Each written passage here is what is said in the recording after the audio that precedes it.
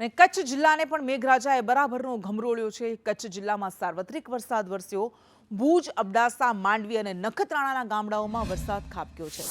ભારે વરસાદને પગલે નદીઓમાં નવા નીર આવ્યા, જ્યારે અનેક ડેમ ઓવરફ્લો થયા છે। ભુજ અને અબડાસામાં અવિરત વરસાદથી હમીરસર તળાવમાં નવા નીરની આવક થઈ, તો બેરજીયા ડેમ ઓવરફ્લો થયો। નખત્રાણા વિસ્તારની સ્થિતિ ભયાનક બની રહી છે। ભારે વરસાદને કારણે ભુજ નખત્રાણા માર્ગનો મોટો ભાગ પાણીમાં ગરકાવ થઈ ગયો છે। પરિણામે હાજીપીર જવાનો રસ્તો બંધ થઈ ગયો। આ તરફ અબડાસાના નરેડી ગામે વરસાદી પાણી ઘૂસી જતા લોકોની હાલત કફોડી બની છે। ભુજ નખત્રાણામાં રાત્રિના 10થી સવારના 6 વાગ્યા સુધી અવિરત વરસાદ ખાબક્યો।